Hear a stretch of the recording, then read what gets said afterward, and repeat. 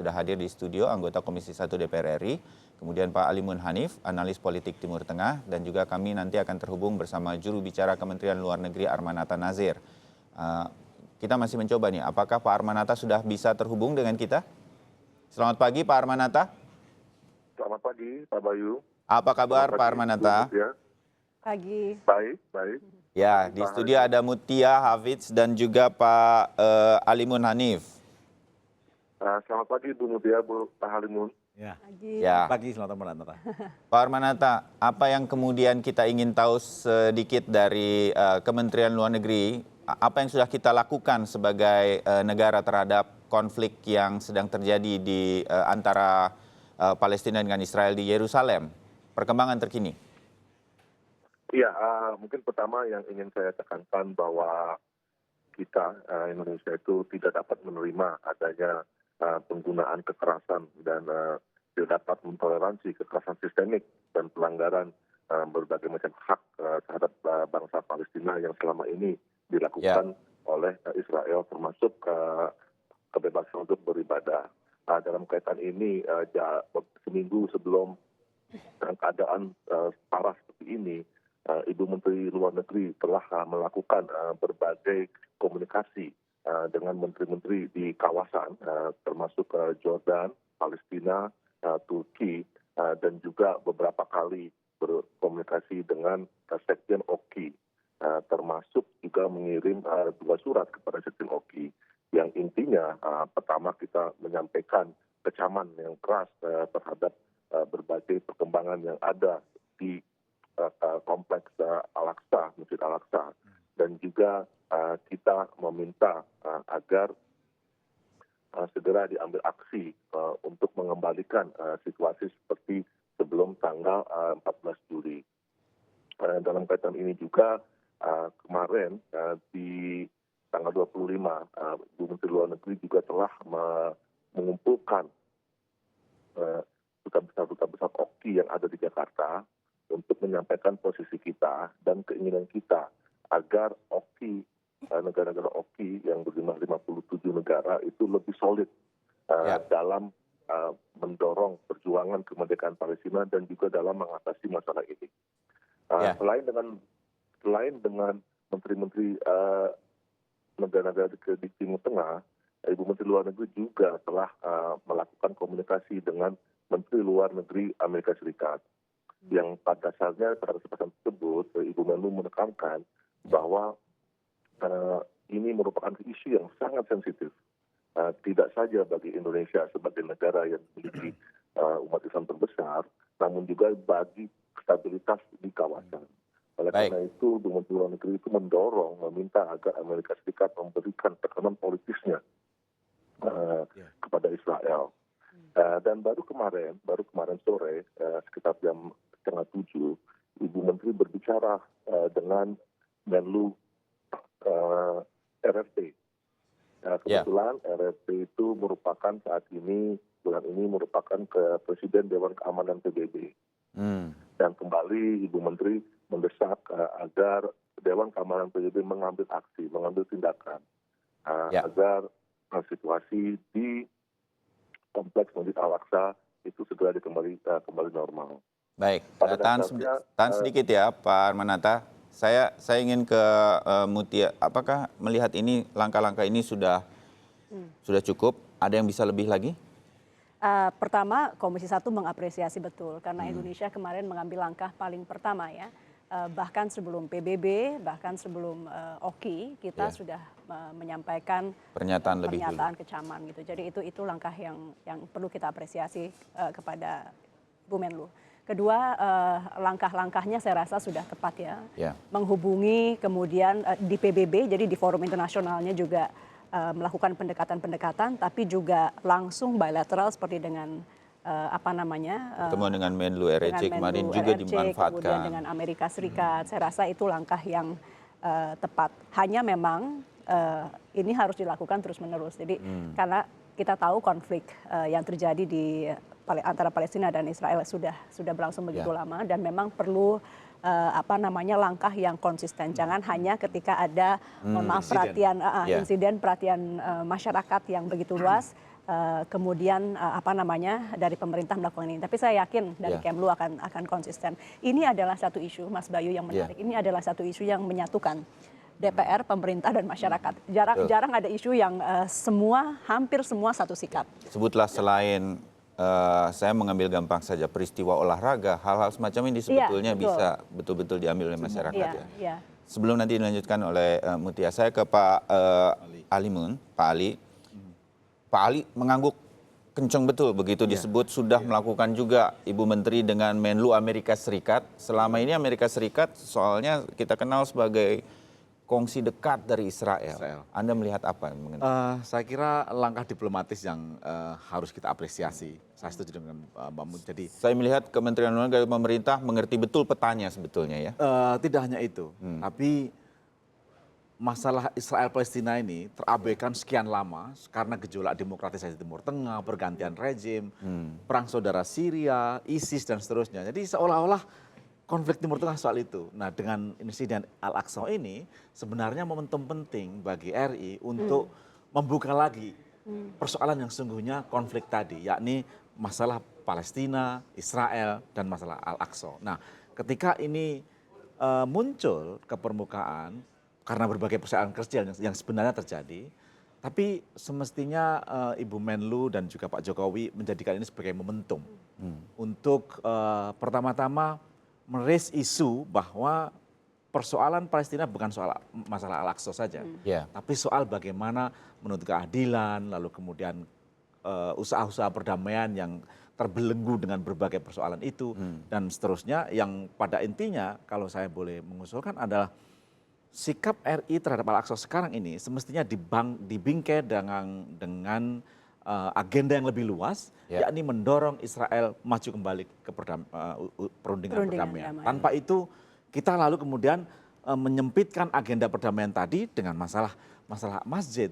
Saya setuju bahwa ini tanah suci dan harus didefinisikan ulang bagaimana Israel memanage kota ini secara adil, tentang kebebasan beribadah, keamanan dan seterusnya.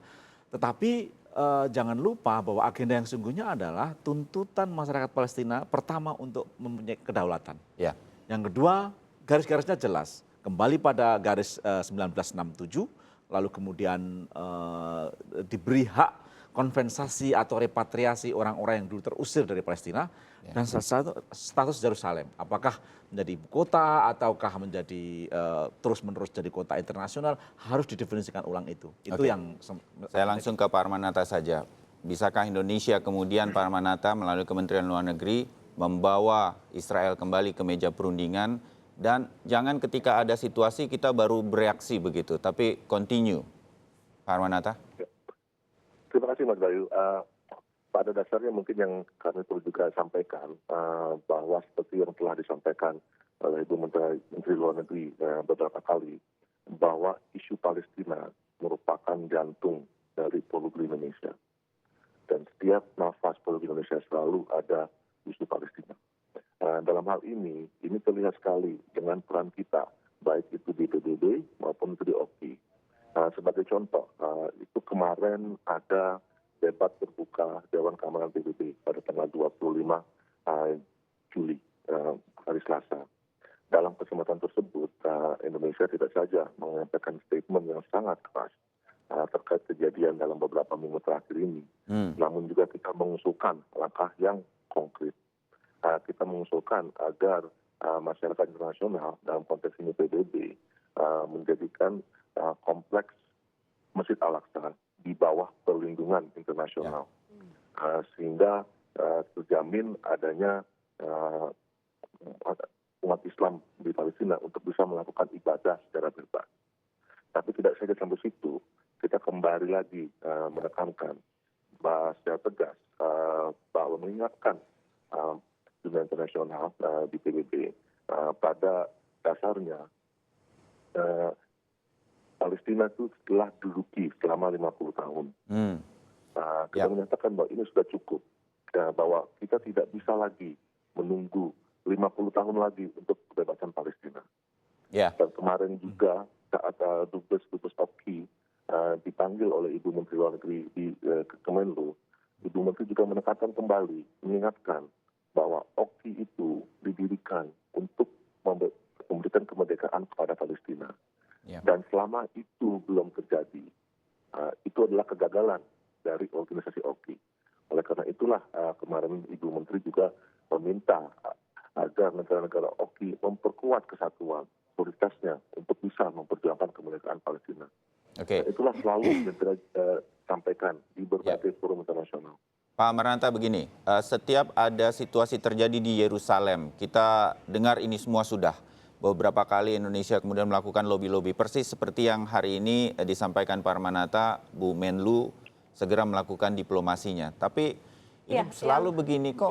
Yang saya mau Seperti kita didengar apa enggak sih sebetulnya? didengar. Tapi yang tadi disampaikan Pak Ali penting bahwa momentum ini digunakan kalau masalah Indonesia itu punya kemampuan dan kapasitas menekan OKI dan PBB dan lain-lain itu sudah jelas. Kita lihat dalam hal Palestina dari 80 negara yang mengakui Palestina sebagai negara di tahun 80 sekarang sudah 130. Yang sudah lama belum dilakukan adalah duduk kembali dalam perundingan seperti kata Pak Ali. Kita dulu pengusung Indonesia jelas mengusung two state solution. Ini diangkat lagi, mumpung momentumnya ada, minta, jadi ketika ke Sekjen OKI dan lain-lain, tidak hanya meminta statement dari mereka, tapi semua diminta menuntut adanya duduk bersama lagi perundingan, disitulah kita bahas sikap Indonesia atau banyak negara lainnya untuk meminta two state solution untuk Palestina. Gitu. Ya, tanpa kemudian kita menganggap hal itu mudah begitu, karena begitu Benyamin Netanyahu memimpin Israel, salah satu yang paling keras ternyata ini pemimpin di Israel untuk menarik diri dari perundingan dan lain-lain. Apa yang mungkin bisa menjebol itu semua, Pak Ali? Memang semua sangat bergantung pada dinamika politik domestik Israel. Ya. Jadi biasanya kalau partai buruh lalu kemudian terakhir partai Hadima agak progresif tuh. Dia lebih condong pada apa yang dibilang Mbak Mutia tadi, two state solutions, penyelesaian dua negara antara Palestina yang merdeka, Israel yang berdampingan dengan negara tetangga, dan pengakuan di antara keduanya semakin legitimate. Dan sekarang ini kan normanya ke arah sana. Jadi PBB juga sudah mengambil sikap memberi Palestina hak untuk menjadi non-state member dari PBB. State non-member ya. State non-member. Negara non-member. Tidak anggota. Negara tapi tidak anggota. Jadi ada peninjau, tapi punya akses terhadap lembaga-lembaga di bawah PBB, UNESCO, ILO, dan seterusnya. Itu menguntungkan Palestina. Dan norma internasional juga mengatakan bahwa saya kira penyelesaian dua negara, Palestina yang merdeka dan Israel yang berdampingan dengan Palestina, adalah cara yang paling realistik, jalan yang paling realistik. Tapi harus dibarengi dengan komitmen domestik Israel, khususnya pemerintah-pemerintah yang progresif tadi itu. Nah, ketika Netanyahu naik, memang kayaknya perundingan dan usaha-usaha perdamaian itu kembali ke titik nol. Dan itu harus kita akui, misalnya kebijakan Netanyahu yang terus-menerus memperbesar jumlah settlement di tepi barat, itu sangat merugikan. Semakin lama penduduk Israel semakin tinggi, security semakin besar, termasuk Al-Aqsa adalah bagaimana meningkatkan security di semua tempat suci, baik tempat suci bagi Israel, misalnya tembok ratapan, ataupun Al-Aqsa sendiri, atau sejumlah tempat suci yang dipercayai sebagai orang Kristen. Nanti Pak Ali akan lebih banyak membahas itu. Saya sedikit saja ke Pak Marnata sebagai penutup untuk bagian ini. Agenda-agenda setting Indonesia sebagai negara yang selalu dengar dan punya diplomasi yang bagus itu bisa dilakukan Pak Marnata oleh Kementerian Luar Negeri? Sudah dan akan terus kita lakukan. Karena contohnya, seperti contoh bahwa tahun lalu itu kita di belakang bersama dengan Prancis untuk menginisiasi proses perdamaian baru, International Conference mengenai Palestina.